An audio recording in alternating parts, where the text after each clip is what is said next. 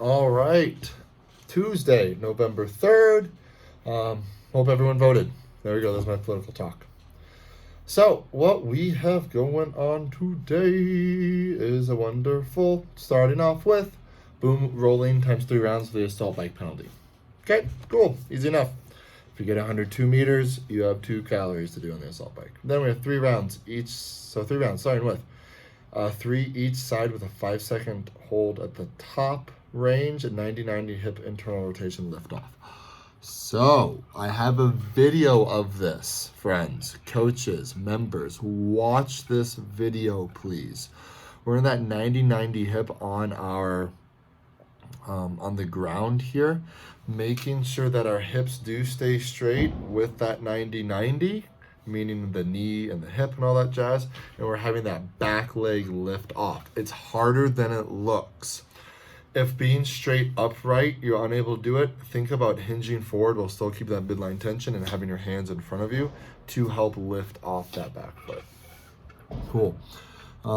Internal rotation is needed for squatting, and we're doing a lot of squatting in general this cycle. So today's warm-up is, especially the PT part of it, is much more rehab stuff to help with that.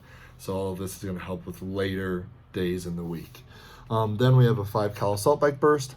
Then we have 5 lateral burpees over the row. We're doing this just to get the heart rate up, friends. And then we have 3 each side with a 5-second hold at end range. Sorry, I'm going to read. 90-90 shoulder external rotation lift off. So what this is we are on the rig, pressing up against the rig, or maybe a door frame. But what's going on here is that I'm pushing my hand up against that rig here, and so in here, and what we're thinking about is we're doing external rotation of that shoulder. So we're driving through our elbow and thinking about just lifting off here. We want a lot of this to come from that posterior side of our body and our shoulders, all right? So we're here, driving in, externally rotate, hold it for 5 seconds at the end range, come down. 5 second, come down. 5 second, each arm, okay? If you have any questions about that, shoot me a message, please. Then we have interval reality. So, last week and this week, you guys are probably catching on to this, are all progressions for that wonderful 5-3-1 interval workout that we did on the rower and the assault bike, because we are going to retest that. Today is 4 time with 20-minute time cap. 100/70 cal row, 100/70 cal assault bike. You must finish all the rowing cals before you get to go on the assault bike. Okay? That's for time. The kicker, we're working 3 minutes on, 1 minute rest. All right? So you got to work for 3 minutes, rest a minute, and then start back wherever you ended. Start back wherever you left off at. Okay? So yes, 3 minutes on, 1 minute off, a 20-minute time cap here.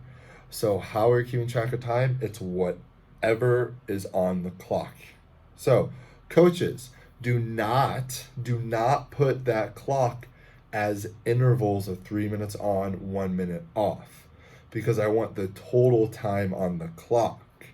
So we're gonna have scores, times around like 12:30, actually not really, stuff like that, 12:30, 17:54. Those are going to be the times I wanted to see. So do not put it as an interval setting for the road clock. Okay? So it's 3 minutes on, 1 minute off. For total time, this is interval training again. Interval training, just trying to get us really good at that kind of sucky time frame that we see a lot in the open, that you guys are going to see in the Legends competition. Wink, wink.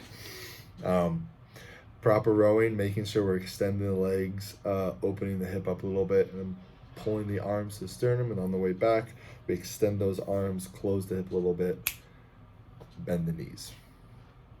assault bike, especially when you're trying to go hard. It's not conducive and beneficial to be like that. Keep the midline tight, lean into a little bit, and just get rock and rolling. That movement of core to extremity really becomes prominent there.